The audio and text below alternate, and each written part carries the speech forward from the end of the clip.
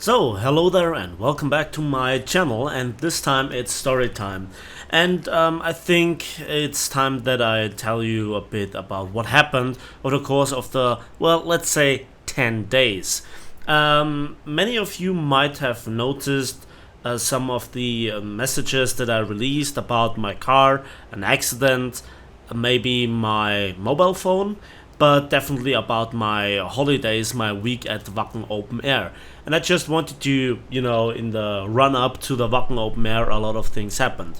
Now, again, excuse me for the background noise, the temperature is unchanged, it's still very hot, even late at night. My internet is currently down, so I think it's a good time, as always, to record. And if you hear some cars outside, sorry, nothing that I can do about it. It's just the time of the day, and it's just so hot, and I need to keep the air kind of circulating. So, what about Wacken? Well, to clarify this, Wacken Open Air is a festival, heavy metal festival. In fact, the biggest in the world, in the north of Germany, in northern of Hamburg, and for me, it is an 800-kilometer journey. So I go there by car, and this year was my 10th Wacken. And so, as usual, I decided to go there by car because somehow you need to transport all the good Bavarian beer, all the other alcohol, the other stuff, like tents and clothes and various different kind of shoes or boots for the various different conditions. And for one person it's possible to put that all in a car, for two as well, but if then you have a speciality like I have with dry ice, that is not possible with a car, with a very small car. So in the last years in particular, I used a car from my grandma. It was A4 Avant, and it had a hook for a trailer, and that was very, very good. You could pack all the stuff that you needed and even more in there, and you could have a very comfy ride. And it was very economical because it's a diesel. So for all you Americans out there, there are reasons in Germany while diesel has still a point.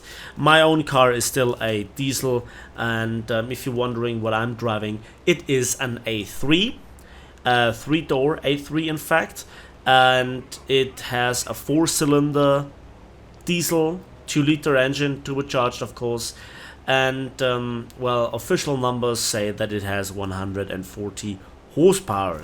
According to the torque, it is amazing how much power this thing has for that amount of horsepower. So that is that. And then this year there was an accident, so the A4 had a crash. Somebody drove into it, and it was a complete loss according to the insurance. So we sold the scrap metal, I guess, and my grandma bought a new one. It is a petrol powered car with an automatic gearbox and with no hook. So 3 reasons why you don't want to drive that thing. It has to be a diesel, it has to be manual, and it just has to have a hook for a trailer. So that was actually pretty bad because I had to drive to Wacken with my own car then, and it's significantly smaller. And as I said before, I have some trouble in the planning phase with bringing all the stuff into the car. So I made a call to a guy that was the head of a group that I wanted to meet, which I met in the past. And you have just in the camping ground then more people there, and so you just come together, have a better time together. So there's that. And I told him, hey, can you pack the big things like the pavilions, and also the big drinking stuff like boxes of Coke and water, so that I can just bring the essentials. And he said, alright. So my plan was to drive on Monday night, so we can drive through the night, and avoid all the traffic jams, and even there where work is done on the road, where the roads or the autobahn is smaller, where usual short time traffic issue occur, you can bypass that at night much more easily, and you just have an easier ride. You can recover then an hour while you wait for the others, and that was the plan.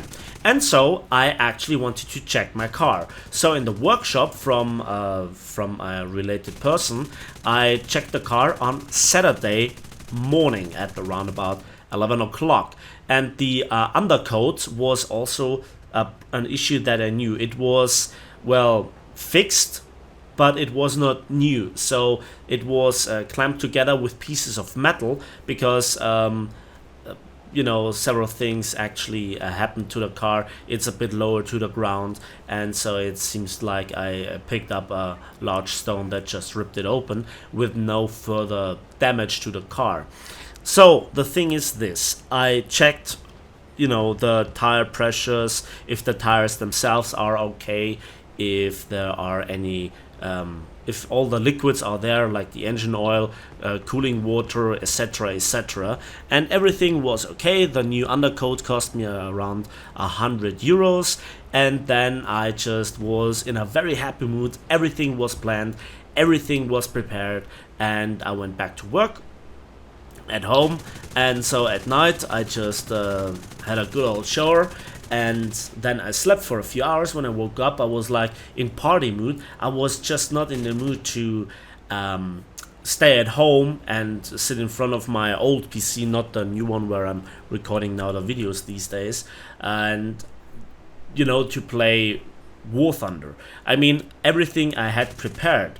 I had already 3 to 4 videos actually pre-uploaded with the thumbnails, description, everything, and I just had to release them by the phone whenever I thought it would be appropriate, so in a 2-day rhythm. So that was kind of enough. So it worked out, as you might have noticed. More on that in a moment, actually. And so then at night I was like, okay, there is a beer garden, which is one of the most beautiful spots on this planet that I can know of. It is a very beautiful spot, and I just wanted to go there, eat something because I was hungry, and just enjoy the beautiful temperatures at night, and just the mood. And I was driving with my car, blasting away loud rock and roll, Motorhead and Metallica and Amon Amarth, Arch Enemy, all the good stuff. And so this beer garden is in a small village near a big river. And to go there, you have to drive through several other villages. And when I left the last village before the village where the beer garden is in, there is a sharp corner. And I know this because I know this road very well. And after this road, there is a small ditch that you actually don't really notice. It's not like the car is bumping or anything. It's too big or too wide for that sort of bump.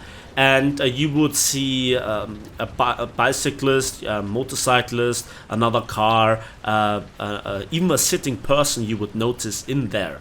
Okay, so I had to brake for that corner and accelerated then in third gear out of there, giving full loading pressure to the turbocharger, full force, and I just love the acceleration, the pure power, and the torque of my car. I'm somewhat of a car enthusiast, if you might have noticed, and so I was enjoying my time. And then just when I was about to put pull the foot off the throttle and switch then into 6th gear, because one has to save fuel, yeah,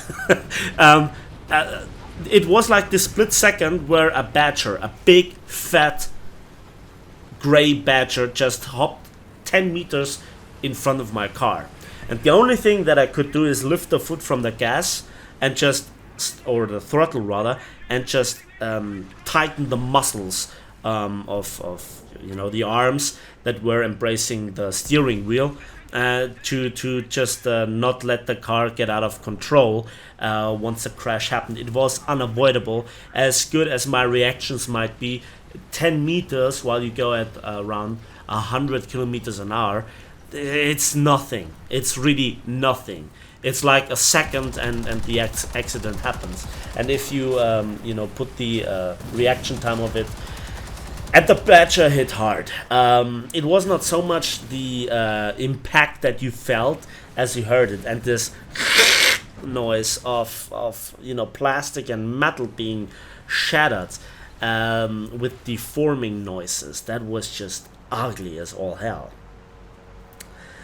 So I stopped, let the engine run. I listened to sounds if anything is broken, and I immediately noticed once I stopped the car that there is a trace of liquid. So I turned off the engine, had a closer look, and my worst nightmares were confirmed. Not my worst nightmares, but coolant water leak and some other liquid. But this other liquid was more like water based than engine oil. I would have noticed. So it was clear, and it was not smelling like anything. So I had no clue what it was.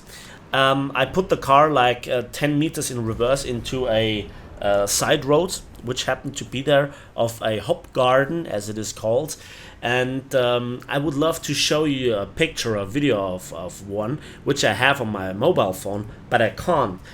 Again, more on this in a moment. So that was the accident with the Badger. To put a long story short, the car was broken. It was not able to be readied up for Wacken, and I organized everything with the insurance, called the police, told them where I was, what happened. They said it's too late, there is no car in the near vicinity. We call up the hunter, and actually I was very lucky because the hunter could track down the wounded Badger that actually survived the crash initially but died later. So I had the confirmation that it was this kind of accident, and I organized everything well, but I just had 2 days left to Wacken, and the question was, which car should I take? You see, it's already 12 minutes into the video, and the thing is, I again, to make a long story short, I ended up with a VW transporter. With a heavier weight, lots of loading room, and also a weaker diesel engine. Nevertheless, it has everything. It actually has more luxury in it than my car. My car is a bit more Spartan style. It just has everything that you really urgently need, and it's more of having like this sort of car. And then, yeah, so we went to Wacken, or at least we went on the Autobahn out Monday night. Everything packed, everything that we had, and even more, and everything went well. And then we had a resting place on the Autobahn, where we waited for the others that were coming from the direction of Bonn. And we had a call to them, and they were saying, yeah, we are like 40 kilometers away. So we waited, and in this resting place, it's called Karlsburg, and it's north of Itzehoe, which is a city, which is pretty much the point where you always meet each other before you drive to Wacken, which then is not that far away. Just around about 20 kilometers. And so we waited there, and while we waited there, another terrible thing happened, and this time it was really terrible because there were several groups gathering and waiting for each other, and there were some transporters, big ones. So there were hybrids between trucks in terms of the loading space and actual transporter fronts, so the weird looking things, not your normal transporter. And one of them was gesticulating to the other one that there is a free parking slot, and I just noticed it from the edge of my view angle, that something big was driving unusually fast for its size. And I have a trucker's license, by the way, so I just turned my head around, and that was when I heard it cracking and a scream of a girl. And what actually happened in a nutshell, because I looked if I could help, and later on we met the group at our camping site as well, was that there was a girl in the shadow of the car, that was already parked, and the other one turned around way too quickly in a too tight circle and actually squeezed the girl between the two trucks and actually forced it under the car, where then he drove with the back wheels of the transporter over the girl's hip. You can imagine that this did not end well. The good thing is the girl survived. She has no sort of loss of control of her feet or anything like this, but she really bled a lot. And there might be problems in the future with her getting children. That's the last stand. And that is the very first accident that I witnessed by myself, where I was like just a few hundred or 100 meters away. And that was really not setting a good mood for Wacken. However, after that was cleared, of course, we drove to Wacken for the other group. Of course, it was done. They were finished. And then we went to Wacken. Now, to talk about Wacken itself would take hours and hours and hours. To make a long story short, lots of alcohol, lots of loud music, very great time. Wacken itself, the festival site, is huge, and one Wacken is not enough to know every single detail about it. There is just way too much to see. There are actually way more bands that you can watch, and they are playing simultaneously, and up to 6 or 7 stages, 3 big main stages. It is absolutely huge. So there was one further thing at Wacken itself that actually was a bad thing, and that was, funnily enough, while I was reaching into the car to grab some more bottles of beer and so forth, I actually let my mobile phone fall, but it was in a safety protection hull, and despite that and landing on grass, the inner screen broke. So my mobile phone was dead, and that was an issue because I still had to manually release the YouTube videos. And this is how I want to do it. Of course, I could set it up that they would automatically release, but I also would love to read the comments. So that was then an issue, and that phone was with me for 4 years nearly. And well, then there was a group next to us that had a fitting phone, and I could then switch the SIM cards and do that. So again, in a nutshell, Monday we began our journey. Tuesday the accident happened on the resting place, and we actually arrived then at Wacken later. We built up the campsite, and then Tuesday and Wednesday were the 2 heaviest drinking days. And one final thing about this, I have dry ice with me, and again I would love to show it to you, but again my phone was done. I use it to cool beer cans, beer bottles, the 5-liter beer can bottles, whatever you want to call them. Also you can mix cocktails that then smoke, which looks awesome. And then on Thursday, Friday and Saturday we just had so many bands to watch, so much food to eat. It was a really great time. And then after Dimo Borgia, that was the last band that we watched, me and my friend that was with me, we actually drove home. The other ones drove 1 hour later. They just had to nap a little bit because they actually had a big trailer with them where they actually slept in. So the thing was, we then arrived home at Sunday at high noon or 1 o'clock in the afternoon, and well, then I cleaned up all the stuff, just made everything appear normal, and then I had a very, very long, very, very good shower, and then back to the comforts of civilization. Cards for next year are already on their way, and that was then Wacken. Now, the next thing was, how did all the issues go? Well, funnily enough, my car looks better than ever because it was actually completely repaired and actually cleaned out by the other working place that is that has a contract with the insurance company. And yeah, one thing about my car, I love it. It's nothing super special for the normal person that wanders around, but I have to say, the universe really hates my car, because this was the fourth time that the car was severely enough damaged from the front that parts had to be exchanged. And I think this was the biggest accident so far. So 2 times there were crashes while my car was parked and somebody else drove into it, always against the front, and it just had to be replaced completely. So the Stoßstange, or the where the number plate is, around that area. Then the third time it was a bit of a more severe crash that actually also broke the lights.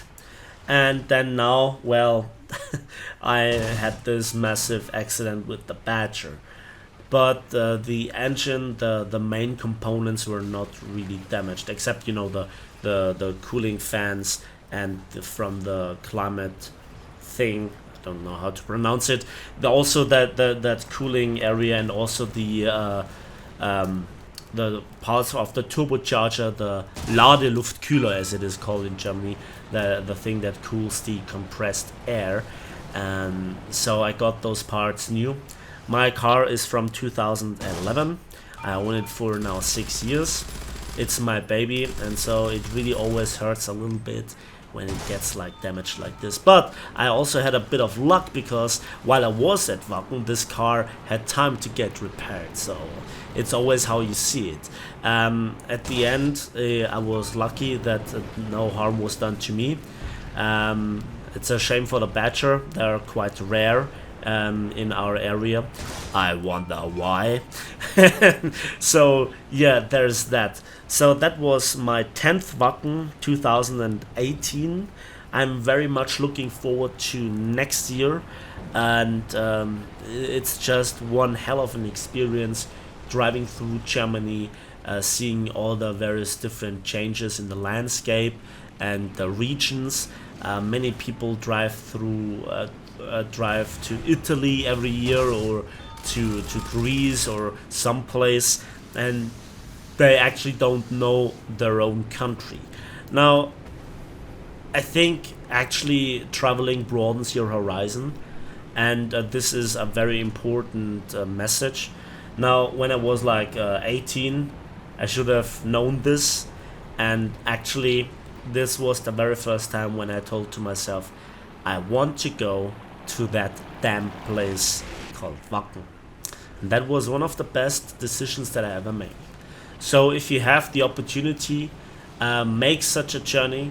It really is important and interesting experience, regardless of which kind of festival or which kind of journey you make. To actually leave your nest is always important. Yeah, and I think this is the end of the story time. Now, I could tell you so many more stories about my first Wacken that nearly got me killed. So many things about last year, which was amazing. Yeah, let me know in the comment section if you enjoy this kind of story time, if you are okay with the rambling. And I know in the background there is War Thunder gameplay footage, but this is how it has to be, because I would love to show you pictures, I would love to show you anything, especially the videos of me making those smoky cocktails and how to cool beer in style, and our camping sites and all this stuff, which is pretty cool. How I actually handle dry ice. I know that dry ice can potentially be dangerous, but some people just don't know like dry ice as I do. I work with it for 5, 6, 7 years now, and I know what the risks are with the fumes, or with the gases. I mean, it's solid CO2.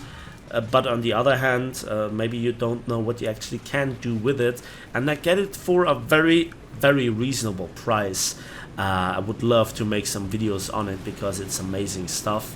And the amount of cooling of alcohol, or also non-alcoholic drinks that you can do, is just I think unmatched. You just can't bring a generator and also a refrigerator to the festival site without it being noisy and stinky, and then you have to wait for several hours before the stuff is cool. If you have a beer can, it's cool within 30 seconds of pushing it into the dry ice, and then waiting for another minute before the carbon dioxide gets diluted again in the water phase, and it just doesn't foam all over the place. Same goes with how you mix your cocktails, that the dry ice sticks to the bottom and doesn't swim there. But the visual effect, the cooling effect, it's second to none. So I would love to make a video at some point, and I think you guys would be amazed how it looks. So finally, that's it for me today. Normal, War Thunder service will resume soon, but I just had to make this kind of story time, and I hope you don't mind. Again, let me know in the comment section what you think about it, and if you have any sort of festivals or journeys that you think are worth telling or remembering, or worth taking. And yeah, we'll see each other in War Thunder.